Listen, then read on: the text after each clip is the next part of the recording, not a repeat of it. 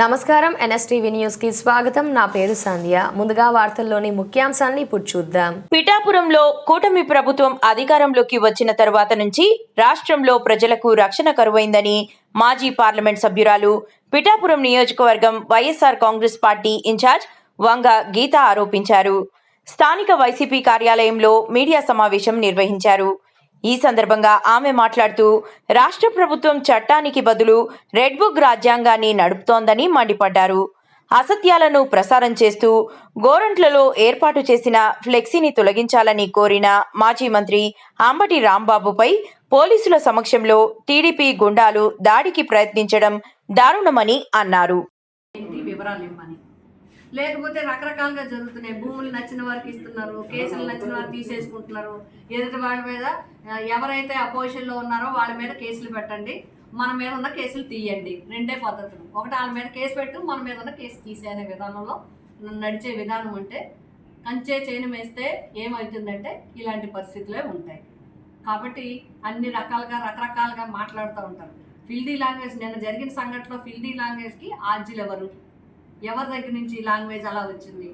ఎవరి దగ్గర నుంచి ఆ ప్రొవకేషన్ ఆఫ్ లాంగ్వేజ్ వచ్చింది? ఎవరు వచ్చి మీ మీద దూషించి దుర్భాషలు ఆడకూడని మాటలు ఎవరు అన్నారు? ఎవరు అనిపించుకున్నారు? అన్న వాళ్ళది తప్పే, అనిపించుకున్న వాళ్ళది తప్పే. నిన్న జరిగిన సంఘటన మాట స్పాన్సర్డ్ సంఘటన నిన్న రాష్ట్ర ప్రభుత్వ స్పాన్సర్డ్ సంఘటన. నిన్న ఈ ప్రసాదాన్ని అంతా పక్కన పెట్టడానికి సృష్టించారు, ఒక క్రియేట్ చేశారు. ఒక ఫ్లెక్సీని పెట్టి దాన్ని క్రియేట్ చేశారు. దాంట్లో వెళ్ళి పడ్డట్టయింది. తక్షణం అంబటి రాంబాబు గారిని విడుదల చేయాలి. ఆయన మీద ఉన్న తప్పుడు కేసులు విరమించుకోవాలి. ఆయన భయపడే వ్యక్తి కాదు, దేన్నైనా పోరాటం చేయగల వ్యక్తి, దేన్నైనా ధైర్యంగా ఎదుర్కోగల వ్యక్తి. ఆయన మీద జరిగిన సంఘటనల్ని, అదేవిధంగా రజనీ గారు కానీ, అలాగే విధంగా జోగి రమేష్ గారి మీద ఎవరైతే అవినాష్ గారిని కూడా అక్రమంగా నిర్బంధించేయడం జరిగింది గంటలు.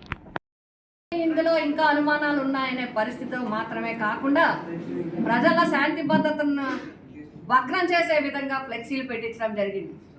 మరి ఈ విధమైన ఈ ఫ్లెక్సీలు పెట్టించే వాతావరణం ఎవరు తెచ్చారు? ఎవరు ఫ్లెక్సీలు పెట్టమన్నారు? ప్రసాదాన్ని జగన్ గారి మీద మీకు కోపం ఉంటే జగన్ గారి మీద ఏమన్నా చేస్తే జగన్ గారు ఎదుర్కొంటారు. కానీ ఆ ఫ్లెక్సీల్లో ఎంత దారుణం అండి! అతి పవిత్రమైన ప్రసాదాన్ని మీరు లడ్డూల్ని ఒక గిన్నెలో పెట్టి దాన్ని ఇంకా అపవిత్రమైందని చెప్పి మీరు ఫ్లెక్సీలు వేస్తారా? దాని కింద జగన్ గారు, సుబ్బారెడ్డి గారు, కరుణాకర్ రెడ్డి గారు ఫోటోలు వేస్తారా? మీకు ధైర్యం ఉంటే పెట్టిన వాడు ఫోటో కూడా వేయాలి, పెట్టిన వాడు ఫోటో పేరు కూడా రాయాలి. ఆ ధైర్యం లేదు. ఎవరో ఆకాశరామన్న పెట్టినట్టుగా పెట్టరు. ఎవరో ఆకాశరామన్న ఎవరు పెట్టించింది? ఎవరు ప్రోత్సహించింది? ఎవరు ఈ డైవర్షన్ పాలిటిక్స్కి పాల్పడుతున్నది ఎవరు? ఈ ప్రభుత్వం కాదా? ఎప్పుడైనా ఏదైనా విషయం మీద ప్రజలు నిలదీస్తున్నారంటే ఏదో ఒక డైవర్షన్ పాలిటిక్స్. ఇప్పుడు నిజంగా ప్రసాదం మీద సిబిఐ రిపోర్ట్ వచ్చింది కాబట్టి రాష్ట్రంలో దీన్ని డైవర్ట్ చేయాలి అంటే,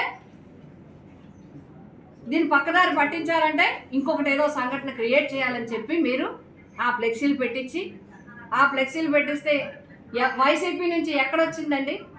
వైసీపీ నుంచి అంబటి రాంబాబు గారు చెప్పడం జరిగింది ఆ ఫ్లెక్సీ పెట్టడం తప్పు, ప్రసాద పవిత్రతను పాడు చేస్తున్నారు, పొద్దున్న కల్లా ఆ ఫ్లెక్సీ తీయండి అని చెప్పి పోలీసులకి శాంతిగా పద్ధతి ప్రకారం అని చెప్పడం జరిగింది. అప్పటికి పోలీసులు తీయకపోగా ఉదయం మీరు తీయలేదు కాబట్టి మేము వెళ్ళి తీస్తామని చెప్తే అప్పటికే మారణాయుధాలతో ఒక గుంపు చేరినప్పుడు మీరు గుంపుని ఎందుకు చెదరగొట్టలేదు? చేతిలో ఉన్న మారణాయుధాలు ఎందుకు తీసుకోలేదు? రాడ్లు, కర్రలు అన్నీ పెట్టుకుని ఉంటే మీరు ఎందుకు మాట్లాడలేదు? పైగా ఉన్నతమైన స్థానాల్లో ఉన్న వ్యక్తులు అతి దారుణమైన భాష వాడుతూ తిడుతూ వస్తూ ఉంటే వెనకాల మీరు సెక్యూరిటీలా వచ్చారు తప్ప ఎందుకు మహిళా పోలీసులతో కానీ మీరు వారిని ఆఫ్ చేయలేదు? ఈ లాంగ్వేజ్ వాడకంలో ఒకళ్ళ మీద ఒకళ్ళు అనుకోవడంలో ఆయన నుంచి కూడా అపశబ్దాలు వచ్చాయి. అపశబ్దాలు ఎవరు మాట్లాడినా తప్పే, ఎవరు ప్రయోగించినా తప్పే. కానీ ఈ నిన్న జరిగిన సంఘటనలో దానికి మొదలు పెట్టింది ఎవరు? మీరు చూడండి, క్రానలాజికల్ ఆర్డర్లో మీకు ధైర్యం ఉంటే చూడండి.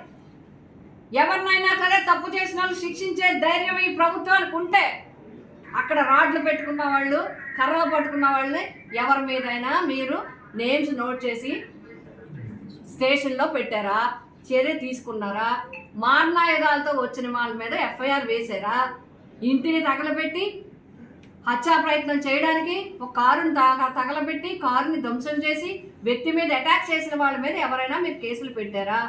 అసలు ఫ్లెక్స్ పెట్టిన వాడు ఎవడు? ప్రసాద పవిత్రతని దెబ్బతీయడానికి ప్రయత్నించిన వాడు ఎవరి మీద మీరు కేసు పెట్టారా?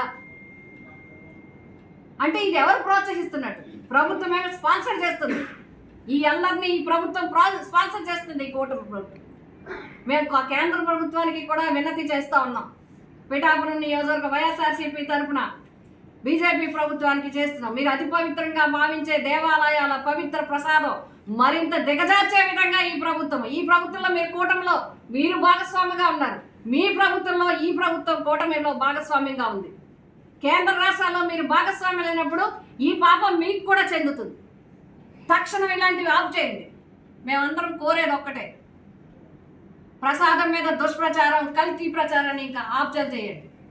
రెండవది, ఇలా ఫ్లెక్సీలు పెట్టేవాళ్ళు, పాడు చేసేవాళ్ళు ఎవరైనా ఉంటే మీరు నిజంగా ప్రోత్సహించకపోతే వెంటనే చర్యలు తీసుకుని ఈ ఫ్లెక్సీలు ఎవరైతే పెట్టారో వాళ్ళని స్టేషన్లో వేయండి, ఎఫ్ఐఆర్ వేయండి, శిక్షించండి, జైల్లో వేయండి.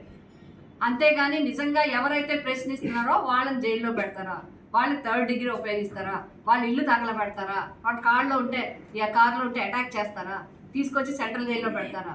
జోగి రమేష్ గారు ఇల్లు, అంబటి రాంబాబు గారు, మొన్న రజనీ గారు, ఇక్కడేమో జకంపూడి రాజా గారు. ఏంటి ఈ ప్రయత్నం ఏంటి? ఈ విధానం ఏంటి?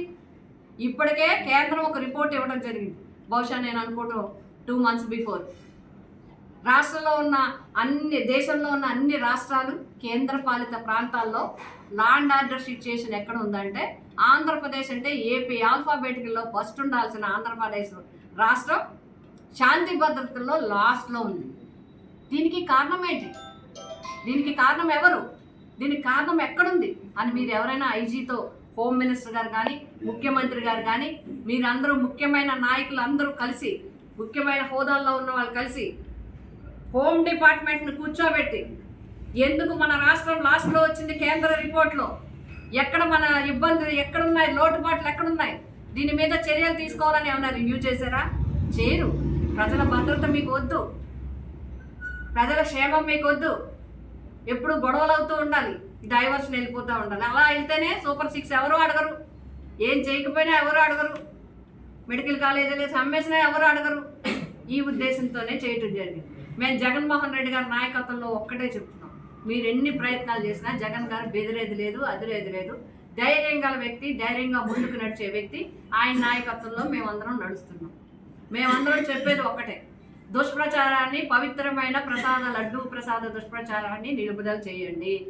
శాంతి భద్రతల్ని కాపాడి ప్రజలకు క్షేమాన్ని కలిగించండి.